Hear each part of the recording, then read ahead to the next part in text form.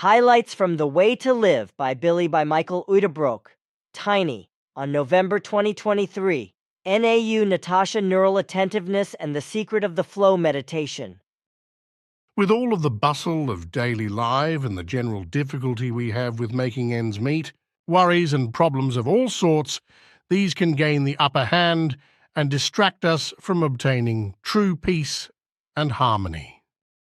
Now more than ever, we need to dedicate time to finding out who we really are and subsequently bring about a consonance with our material and spiritual life. The way to do this is through daily meditation.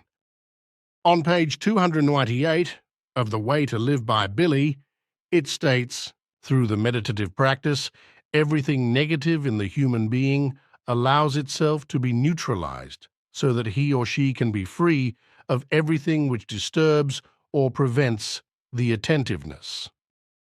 However, if the human being works on himself or herself and learns the meditative attentiveness, then his or her negative reflecting and striving change to fundamentally being good and thereby to his or her true nature. One's inner nature begins to light up and creates a warm, pleasant climate in the consciousness and in the psyche, whereby the true nature is made to bloom. For this reason, the meditative practice for the purpose of gaining attentiveness may be called genuine work for peace, which creates aggressionlessness and absence of gavolt and makes the human being a human being. Also, on page 298 of The Way to Live, Billy writes, "There is a meditation of the flowing thoughts, emotions, and feelings. With this form of the meditation, one allows the thoughts, emotions, and feelings to simply come and pass again, regardless of how they arise and how they discontinue. One simply allows them to flow, from the becoming to the passing, exactly as if they were waves of the ocean which arise and flow away, to then pass again without trace. Any thoughts, emotions, and feelings which rise up are simply allowed to emerge and disappear again, totally without coercion and without approaching them. One must not reach for them or nurture them or indulge in them, and one must not cling to them or attempt to reinforce them. Neither the thoughts, nor the emotions, nor feelings may be followed, nor may they be invited to remain.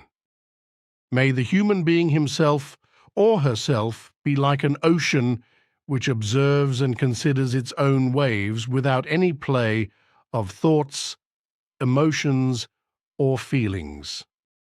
And if one acts accordingly, then one soon notices that thoughts, emotions, and feelings very quickly come and pass, and are just like a burst of wind which comes from nowhere, and again disappears to nowhere. This is the secret of the flow meditation, that one does not contemplate thoughts, emotions, and feelings, and does not attempt to catch them. Rather, one simply allows them to flow and thereby simultaneously frees the material consciousness from burdens, which is the actual sense of this form of meditation. So now we have a new tool in our toolbox for attaining a neutral observation point and freeing the material consciousness of oppressive thoughts. This is a practical and simple meditation which can be easily applied. May this be an assist in bringing about peace, love, and harmony. View the video, Attentiveness and the Secret of the Flow Meditation, from the FLCA YouTube channel. Mantras and the OM Meditation. As with probably many people, I have been interested in the topic of mantras in meditation, and more specifically with the use of the OM mantra as a meditation. In the book The Way to Live by Billy Meyer, pages 284 to 286, he goes into detailed explanations about the benefits of mantras. However, only a few points will be mentioned here. For a more thorough perspective, please refer to his book. As well, articles on the topic of the OM meditation can be found on our site. Point number 1.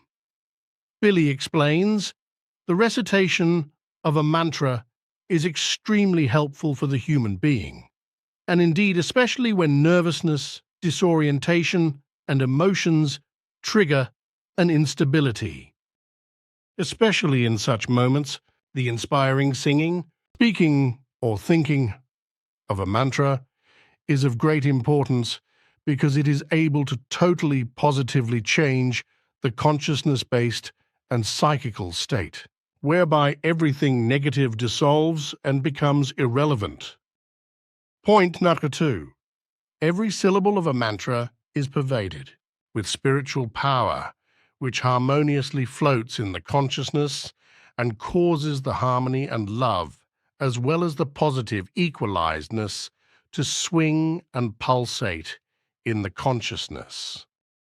In this form, spiritual, fine, fluidal energy flows through the consciousness and spreads over the body's filigreed spiritual and fine, fluidal tissue fiber.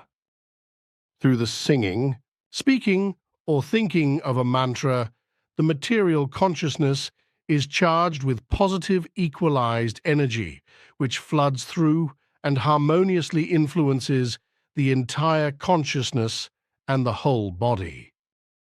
Through the use of a mantra and its power, the consciousness works together with the spirit and the body's fine fluidal tissue network, whereby the human being is able to protect himself or herself from everything negative. Point number 3. With the use of a mantra, it must be considered that such a mantra must only be used in a controlled form. That means that the concentration on a mantra must not be practiced in unending sequence, rather in between times where normal, everyday, and materially connected thinking must intervene, because otherwise there arises a dependency on the mantra. Point number 4. A mantra ought not to be used without a preceding corresponding time of the learning of the spiritual teaching and of the actual meditation. Rather, only when there is a certain practice of meditation as a sign of the maturity and probation. Now on to the OM meditation. The mantra, which is the best known, most valuable, and therefore also the most used, is the monosyllabic OM, which is unsurpassed as a phonetic symbol for the highest power of the spirit and of the creation itself. In the correct form of use, the speaking, thinking, or singing of the mantra directs itself according to the rhythm of the inhalation and exhalation, whereby all critical thinking and intrusive thoughts generally have to stop altogether. The one who practices the mantra is therefore entirely directed at himself or herself alone and at his or her inner self, without nurturing any thoughts. Solely through the swinging waves of the mantra, through the swinging waves of its sound, does the center of one's own inner self, of one's inner consciousness, become alive and active in harmonious form. The saying or thinking of the OM does not need to be an extremely long vocalization and need last perhaps only 5 or 6 seconds. In order to do the OM correctly, special attention must be given to the duration of the actual 3 components of the sound, the O, U, and M. O, U, U, M, M. On the FLCA YouTube channel, there is an easy visualization to refer to as a guide.